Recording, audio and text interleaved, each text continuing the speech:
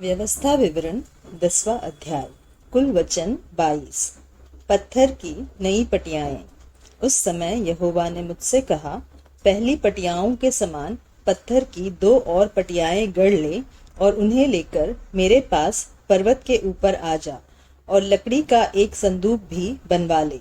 और मैं उन पटियाओं पर वे ही वचन लिखूंगा जो उन पहली पटियाओं पर थे, जिन्हें तूने तोड़ डाला, और तू उन्हें उस संदूक में रखना।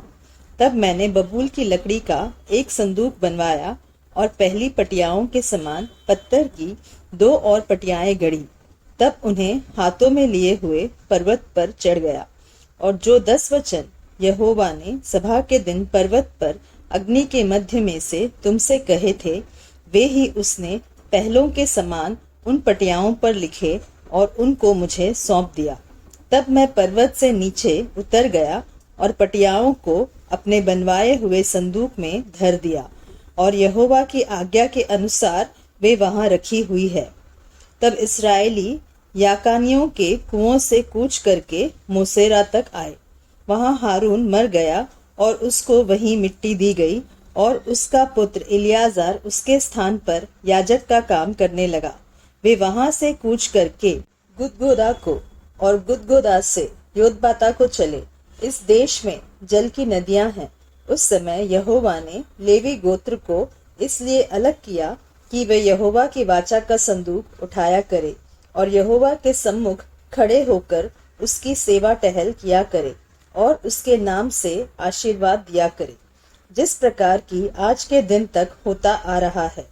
इस कारण लेवियों को अपने भाइयों के साथ कोई निज अंश या भाग नहीं मिला। यहोवा ही उनका निज भाग है, जैसे कि तेरे परमेश्वर यहोवा ने उनसे कहा था।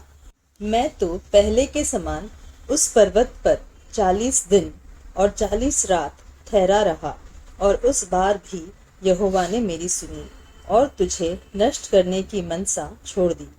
फिर यहोवा ने मुझसे कहा, उठ और तू इन लोगों की अगुवाई कर, ताकि जिस देश के देने को मैंने उनके पूर्वजों से शपथ खाकर कहा था, उसमें वे जाकर उसको अपने अधिकार में कर ले। परमेश्वर की मांग।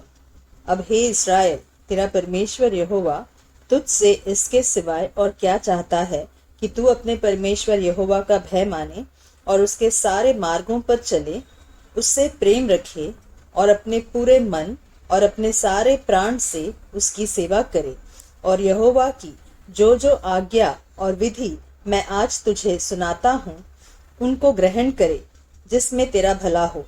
सुन, स्वर्ग और सबसे ऊंचा स्वर्ग भी और पृथ्वी और उसमें जो कुछ है वह सब तेरे परमेश्वर यहोवा ही का है।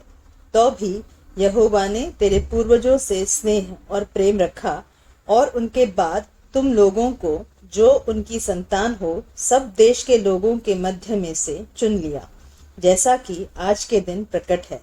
इसलिए अपने अपने हृदय का खतना करो और आगे को हठीले न रहो, क्योंकि तुम्हारा परमेश्वर यहोवा वही ईश्वरों का परमेश्वर और प्रभुओं का प्रभु है। वह महान, पराक्रमी और भय योग्य ईश्वर है, जो किसी का पक्ष नहीं करता और न घूस लेता है। वह अनाथों और विधवा का न्याय चुकाता और परदेशियों से ऐसा प्रेम करता है कि उन्हें भोजन और वस्त्र देता है। इसलिए तुम भी परदेशियों से प्रेम भाव रखना, क्योंकि तुम भी मिस्र देश में परदेशी थे। अपने परमेश्वर यहोवा का भय मानना, उसी की सेवा करना और उसी से लिपटे रहना और उसी के नाम की शपथ खाना। वही तुम्हारी स्तुति के योग्य है और वही तेरा परमेश्वर है, जिसने तेरे साथ वे बड़े महत्व के और भयानक काम किए हैं, जिन्हें तूने अपनी आंखों से देखा है। तेरे पुरखा जब मिस्र में गए तब 70 ही मनुष्य थे, परंतु अब तेरे परमेश्वर यहोवा ने तेरी गिनती आकाश के तारों के समान बहुत कर दी है।